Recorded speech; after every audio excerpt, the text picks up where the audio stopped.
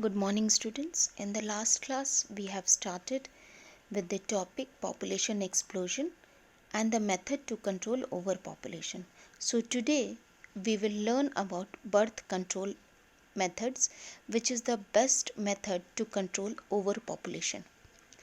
Contraception is the regulation of conception by preventive methods or devices to limit the number of offspring, and it is also called birth control. Contraceptives are the devices which prevent conception or pregnancy without interfering in the reproductive health of the individual in any way. The characteristics of an ideal contraceptives are user friendly, that is comfortable and easy to use, absence of side effect, reversible, that is when the user wants to conceive, it should be easy to be interrupted, and complete effective against pregnancy. Birth control methods can be temporary and permanent, and it can also be classified as the method by which prevention of fusion of gametes are done, that is barrier and chemical methods through which implantation of ovum is prevented, that is through intrauterine devices, and preventing gamete production, that is surgical methods. There are many methods of birth control which are categorized into two, that is temporary methods are natural methods, barrier methods, intrauterine devices, oral contraceptives, injection and implants, and permanent methods include surgical methods. For the diagram and the figure, please refer to your NCERT only. Now, natural method. They are the methods which do not require any device or medicine. It is of three kinds: safe period or rhythm method, or periodic abstinence. It refers to the abstinence from coitus from 10th to 17th day of menstrual cycle when ovulation is expected. So the chance of fertilization are maximum during this period, hence it is called the fertile period. Hence, abstaining coitus from this period is a way to prevent conception. Withdrawal or coitus interruptus. This is another method during which the male withdraws penis from vagina before ejaculation to avoid insemination. As ejaculation is done outside after withdrawal, it prevents the release of sperm in the female genital tract. Hence, it prevents conception. Lactational amenorrhea. Just after parturition, there is a phase of amenorrhea or absence of menstruation. It is also the phase of intense lactation. This method is, however, effective up to only a maximum period of 6 months. Normally, during this phase, the baby is breastfed by mother for a period of about 5 to 6 months, and the ovulation does not occur, and hence the menstrual cycle is not established. Therefore, the chances of conception are almost negligible. However, this method is proved to be effective only during intense lactation, and the chances of failure may be high as there is no way to judge when the body restores the normal cycle.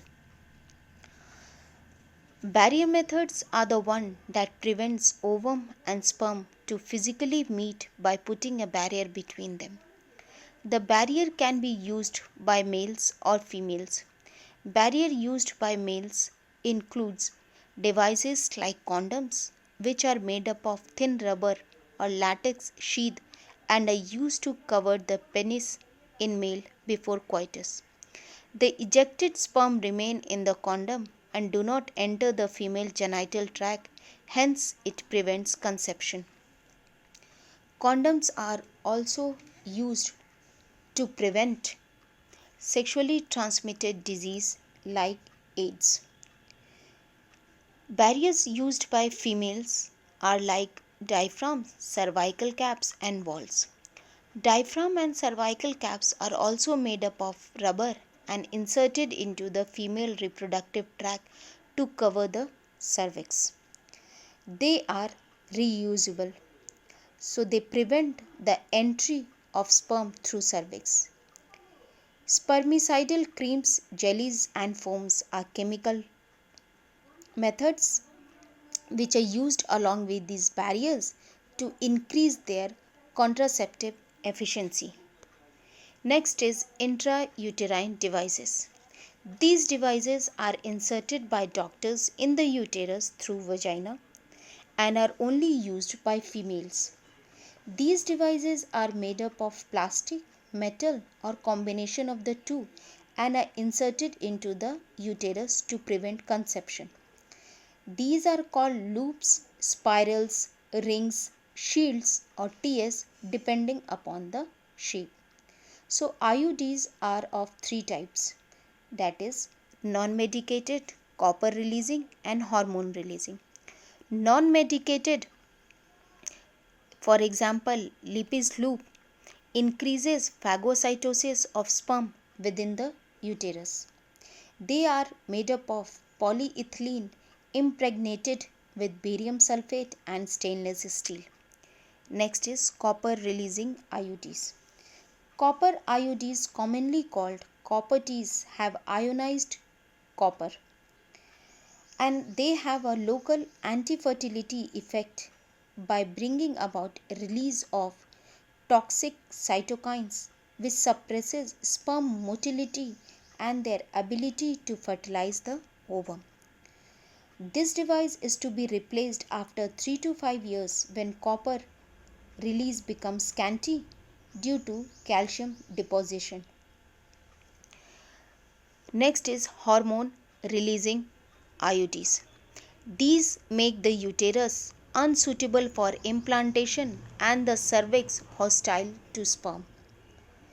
These devices releases small amount of hormones which suppresses endometrium changes and changes in cervical mucus.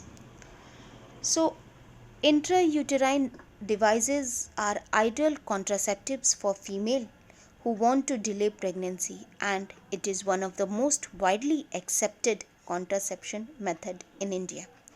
So, IUDs prevent contraception in the following ways: by increasing phagocytosis of sperm within the uterus. Some IUDs suppresses sperm motility and fertilizing ability of sperm by releasing copper ions, and the hormone releasing IUDs make uterus unsuitable for implantation and make the cervix hostile to sperm. Next is oral contraceptive or oral pills. This involves uptake of hormonal preparation of either progesterones or progesterone estrogen combination in the form of pills by females. Pills are normally taken after a gap of 7 days from menstruation for 21 days continuously as one pill a day without any break. Pills inhibit ovulation and implantation as well as they alter the quality of cervical mucus to prevent entry of sperm. They have also been found to have a high success rate and are taken by a large number of females. Saheli, an oral contraceptive for female containing a non-steroidal preparation, was developed by scientists at Central Drug Research Institute CDRI in Lucknow, and it is once a week pill. Pills have high contraceptive value and few side effects. So, oral pills inhibit ovulation and implantation and also modify the quality of cervical mucus to prevent or retard entry of sperm. Okay. Now next, implants or injections. Implants are effective for a longer period although their mode of action is similar to oral contraceptives.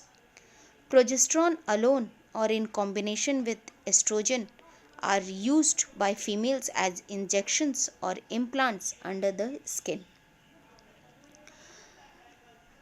Now, administration of these hormones injections have been found to be effective as emergency contraceptive if the other contraceptive devices fail during unprotected coitus or to avoid unwanted pregnancies.